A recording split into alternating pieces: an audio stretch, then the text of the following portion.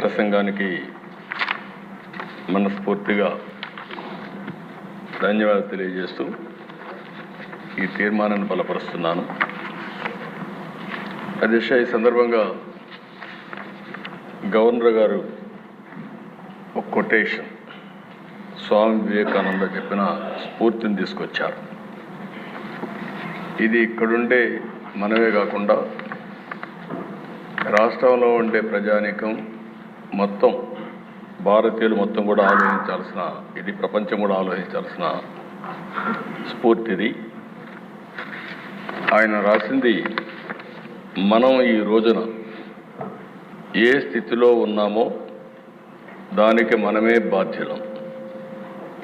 ముందు మనం ఎలా తయారు కావాలనుకుంటే అలా తయారయ్యే శక్తి మనలోనే ఉంది.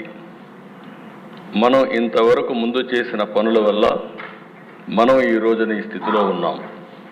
కాబట్టి నిస్సందేహంగా ఇప్పుడు మనం చేసే పనుల ద్వారా భవిష్యత్తులో మనం ఎలా తయారు కావాలంటే అలా తయారు చేసుకోవచ్చు. అందుచేత ఎలా పని చేయాలో మనం అర్థం చేసుకోవాలని స్వామి వివేకానంద గారు ఎప్పుడో చెప్పిన మాట మనకు, మన రాష్ట్రానికి కూడా వర్తిస్తుంది. అధ్యక్ష, ఇప్పుడే మిత్రులు పవన్ కళ్యాణ్ గారు చాలా స్పష్టంగా చెప్పారు.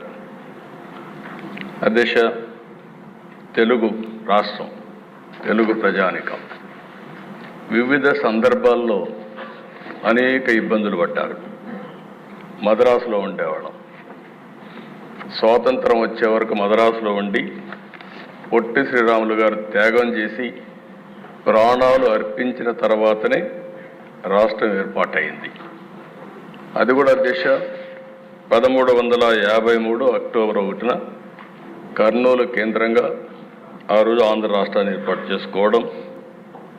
అదే మాదిరిగా ఆ రోజు ఆంధ్రప్రదేశ్ రాష్ట్రం, తెలంగాణ స్టేట్, హైదరాబాద్ స్టేట్ రెండూ కలిపి మొట్టమొదటిసారిగా భాషా ప్రయుక్త రాష్ట్రాలు ఏర్పాటు చేయాలి అనే ప్రగాఢమైనటువంటి ఆకాంక్షతో ఆ రోజు హైదరాబాద్ రాజధానిగా తెలుగు వాళ్ళందరూ కలవడం. ఇది భారతదేశ చరిత్రలో దిశ ఫస్ట్ టైం భాషా ప్రయుక్త రాష్ట్రం నాంది పలికింది ఇక్కడ. తర్వాత చాలా రాష్ట్రాలు వచ్చాయి. అదే సమయంలో దిశ మళ్ళీ 2014 2 రాష్ట్రాలు, తెలుగు రాష్ట్రాలు 2 రాష్ట్రాలకు ఏర్పడ్డాయి. ఇవన్నీ చూస్తే ఎన్నిసార్లు ఒక పర్మనెంట్ అడ్రస్ లేకుండా మనం ఇబ్బంది పడ్డాము. ఇది ఒక ఆలోచన మాత్రం అధ్యక్ష. ఈరోజు మనం చూస్తే 10 ఏళ్ళు అయింది. 10 ఏళ్ళు అయితే రాజధాని ఏది అంటే మనం చెప్పుకోలేని పరిస్థితి.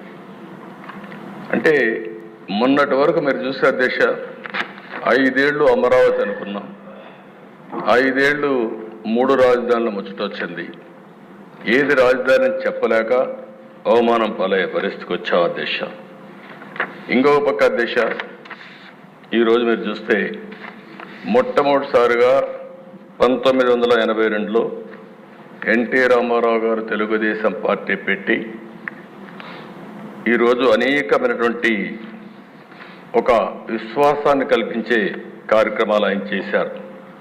సంక్షేమం, అభివృద్ధి, పాలనా సంస్కరణకు శ్రీకారం చుట్టారు.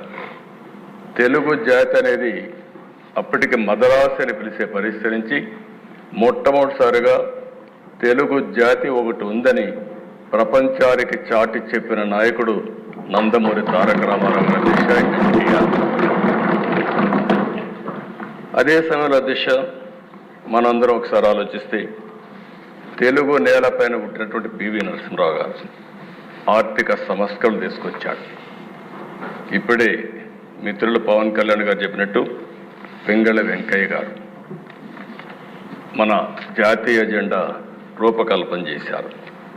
ఇలాంటి చరిత్ర ఉండే మనం చూస్తే ఇప్పటికి కూడా ఈ రాష్ట్రంలో అనేక ఇబ్బందులు వచ్చి కనీసం ఈరోజు బడ్జెట్ కూడా పెట్టుకోలేక ఆర్థిక ఇబ్బందుల వల్ల మళ్ళీ ఒక 2 నెలలు టైం తీసుకొని పెట్టుకోవాలని ఆలోచించే పరిస్థితికి వచ్చాం.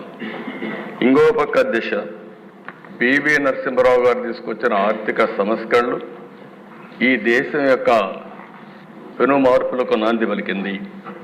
అక్కడి నుంచి పబ్లిక్ ప్రైవేట్ పార్ట్నర్షిప్ వచ్చింది. దీంతో బ్రహ్మాండంగా అభివృద్ధి జరగడమే కాకుండా ఈరోజు వికసిత్ భారత్ 2047 నరేంద్ర మోడీ గారు ఏదైతే మాట్లాడుతున్నారో నాకు ఏమాత్రం అనుమానం లేదు. 2047కి భారతదేశం ప్రపంచంలో మొదటి స్థానంలో కానీ రెండో స్థానంలో కానీ ఉండే అవకాశాలు ఉన్నాయి. అది మన చేతుల్లోనే ఉందని చెప్పి కూడా నేను మీకు తెలియజేస్తున్న అధ్యక్ష. దీనికి కారణం మీరు ఒకసారి చూస్తే ఈరోజు ఒక 2 ఎగ్జాంపుల్స్ ఇక్కడ చాలామంది ఉన్నారు. 25 ఏళ్లకు మునుపు విజన్ 2020 తయారు చేశాం సమైక్య ఆంధ్రప్రదేశ్ కోసం. మీరు కూడా భాగస్వాములు దాంట్లో. ఆ విజన్ 2020 తయారు చేసిన తర్వాత మనం అభివృద్ధి స్టార్ట్ చేశాం. ఆ రోజు ఏ నిధులైతే ఉన్నాయో ఆ నిధులనే పెట్టి మనం ముందుకు పోగలిగాం.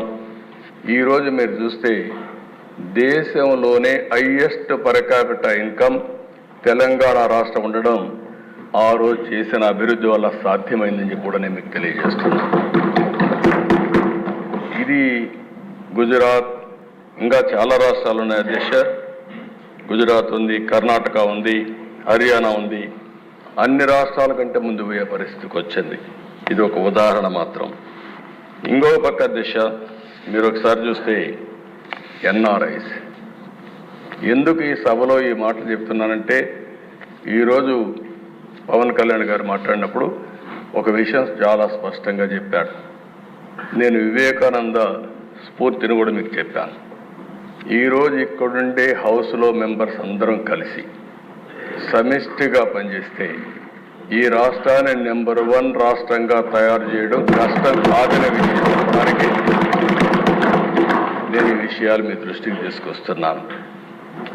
ఈరోజు మీరు చూస్తే అధ్యక్ష 25 ఏళ్ళు 30 ఏళ్ళకు మనకు ఆ రోజు ప్రభుత్వం ఐటీకి ప్రాధాన్యత ఇచ్చాం. అదే మరిగా భారతదేశం మొత్తం ఇండియన్స్ అంతా ఐటీ బాగా నేర్చుకునే పరిస్థితికి వచ్చారు. ఈరోజు మీరు చూస్తే మన వాళ్ళు ఇండియన్స్ 2 కోట్ల మంది 3 కోట్ల మంది విదేశాలకు వెళ్ళారు. అమెరికాకు చాలామంది వెళ్ళారు. అమెరికాలో చూస్తే అధ్యక్ష 25 ఏళ్ళు వచ్చిన మార్పు, ఇండియన్ ఆరిజిన్ ఎవరైతే ఉన్నారో వీళ్ళ ఆదాయం, తలసరి ఆదాయం $1,19,000. మన తర్వాత ఎవరైనా చూస్తే అధ్యక్ష తైవానీస్, వాళ్ళ ఆదాయం $95,700. వాళ్ళ తర్వాత చైనీస్, వాళ్ళ ఆదాయం $81,000. జపనీస్ 80,000, పాకిస్తానీ 70,000. ఈ విధంగా చూసుకుంటే అధ్యక్ష అమెరికాలో ఉండే నేటివ్ అమెరికన్స్ 65,900. అంటే అధ్యక్ష ఈరోజు ఈ ప్రభుత్వం అవలంబించిన విధానాలు 5 సంవత్సరాలుగా మీరు చూస్తే పాత ప్రభుత్వం ఇంగ్లీష్ నేర్పిస్తామన్నారు. ఇంగ్లీష్ నేర్పిస్తే ఏదో అయిపోతుందని మాటలు చెప్పారు. కానీ మారుమూల ప్రాంతాల్లో ఉండే మన సరైన టీచర్ లేకపోయినా చదువుకున్న వాళ్ళు ఈరోజు ప్రపంచంలో హైయెస్ట్ ఇన్కమ్ సంపాదించే పరిస్థితికి వచ్చారంటే అది భారతీయుల యొక్క శక్తి సామర్థ్యం. అందులో ఇంకా ఒక అడుగు ముందున్నారు తెలుగువారు. దానికి గర్వపడుతున్నానని చెప్పి కూడా నేను మీకు తెలియజేస్తున్నాను. కానీ దిశ ఇప్పుడు ఇక్కడికి వచ్చినప్పుడు ఇది గత చరిత్ర. గడిచిన 5 సంవత్సరాల్లో జరిగిన విషయాలు కూడా నెమరు వేసుకోవడం చాలా అవసరం. ఇప్పుడే జూన్ 4వ తారీఖు వచ్చిన ఎన్నికల ఫలితాలు